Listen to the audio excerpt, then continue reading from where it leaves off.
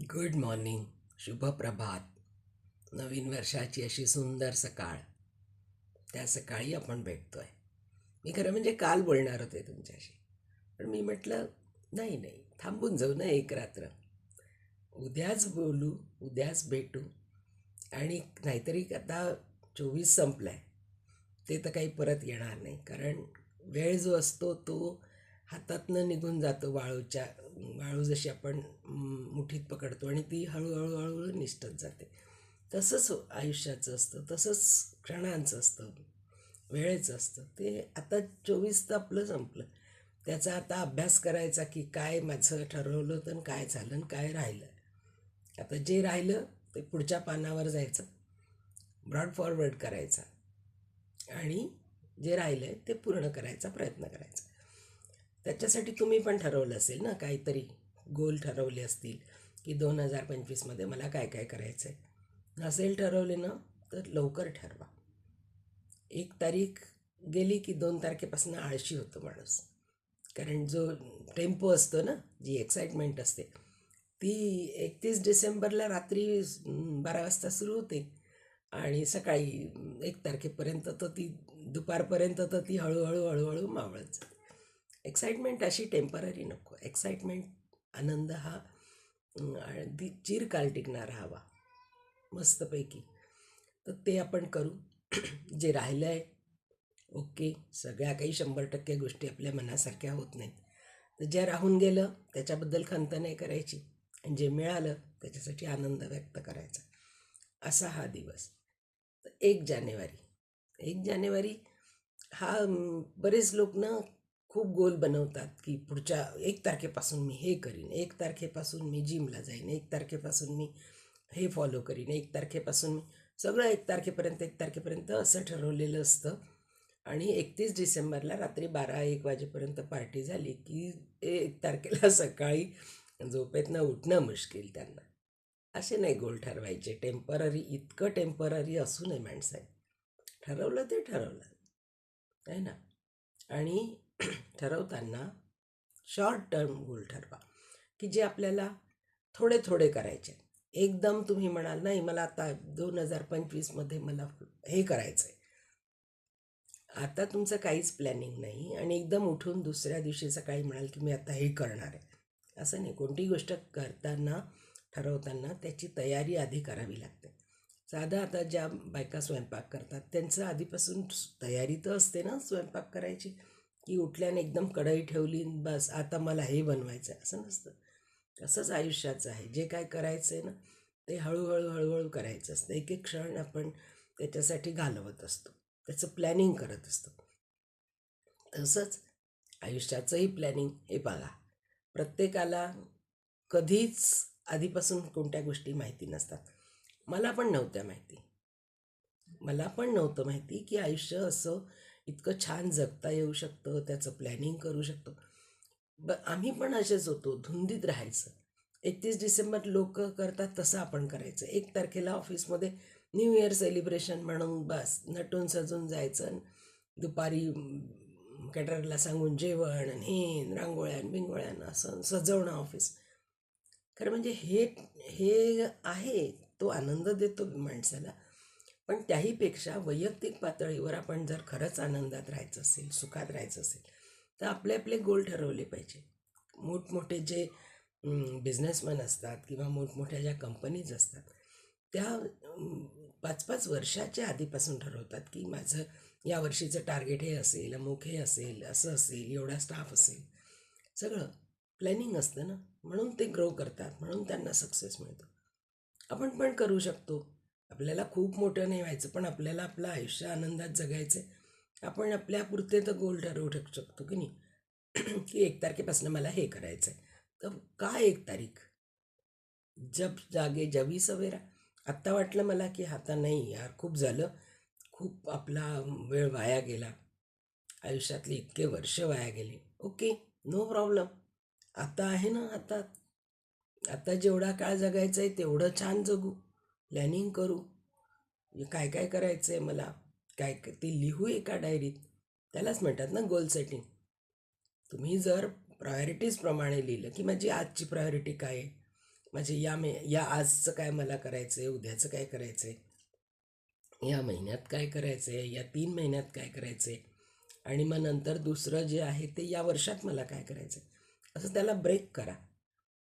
काय एकदम 2025चे 25-50 गोल लिहून ठेवले, मग धड एकही नाही केलं, असं नाही करायचं. तर एकेका क्षणाचं, आणि ते लिहिलेलं असलं ना की ते बॅक ऑफ माइंड चालतं. तुम्ही कधीतरी तर ती डायरी उघडून पाहिलं, अरे यार आपण असंही ठरवलं होतं आणि ह्याच्यातलं तर आपण काहीच नाही केलं, असं एक गिल्ट तर येतो माणसाला. तर ते करायसाठी आपण काही गोष्टी ठरवाव्या लागतात. जसं मी पण ठरवलं आहे, 2024मध्ये मी जे ठरवलं होतं, रात्री बसून त्याच्यावर टिक केलं, चला हे झालं, हे झालं, हे झालं, हे झालं.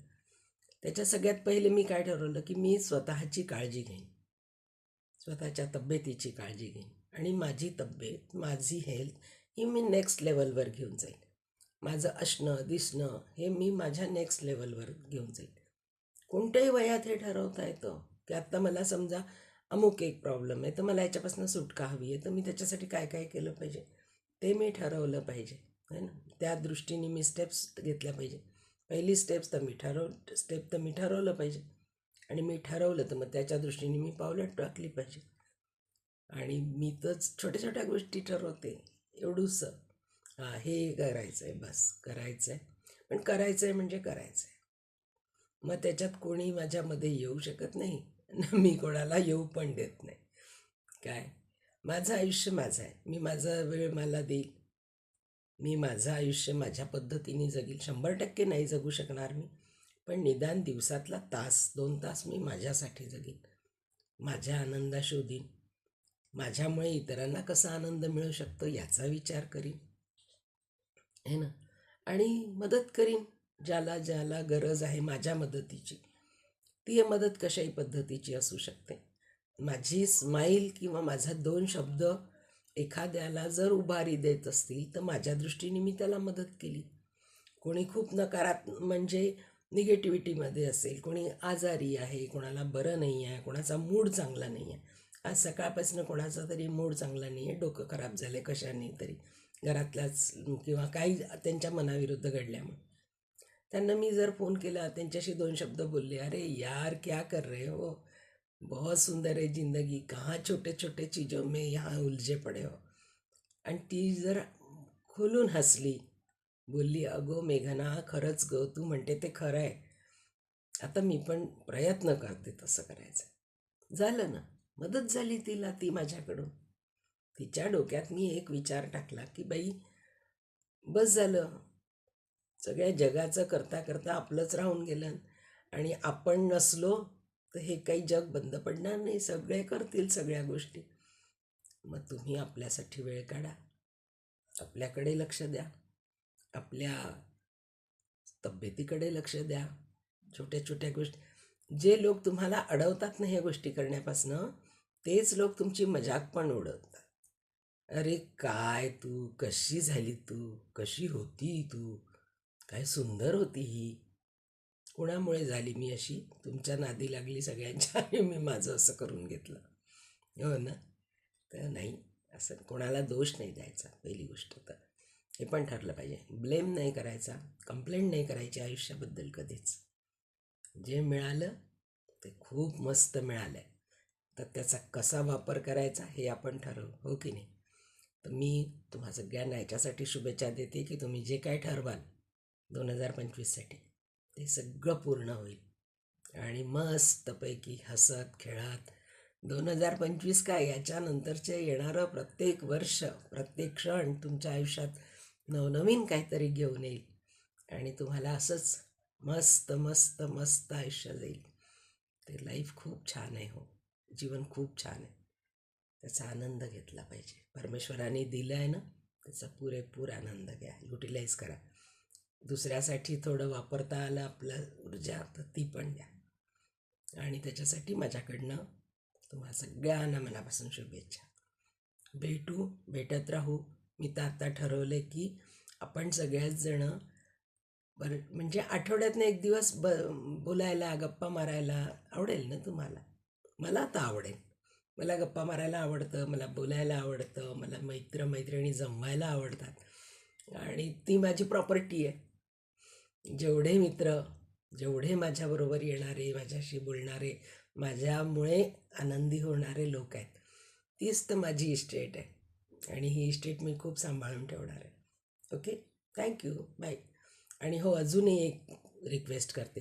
तुम्ही अजूनही समजा माझं चॅनल हे नसेल सबस्क्राईब केलं तर, आणि तुम्हाला गप्पा मारायला आवडत असतील, बोलायला आवडत असेल, ऐकायला आवडत असेल, तर तुम्ही सबस्क्राईब करू शकता. असं मेघना म्हणते, तर हरकत नाही, करून पहा. आवडलं तर ठीक आहे, नाही आवडलं तर सोडून द्यायचं, हो की नाही. आपला शेवटचा मंत्र हाच आहे, पटलं तर घ्या, नाही तर सोडून द्या. तर सबस्क्राईब करा, लाईक करा आणि भेटत राहू. त्याच्यामुळे मला काय वाटतंय, माझ्या मनात काय आहे, हे तुम्हाला सांगता येईल. आणि तुम्हाला सुद्धा असं वाटलं की बा एखादी गोष्ट आपण हिला सांगावी की अगं हे असं कर, तर तुम्ही मला कधी पण सजेस्ट करू शकता. तेवढा हक्क आहे आपल्या दोघांमध्ये. ओके, चला भेटू, बाय, गुड डे.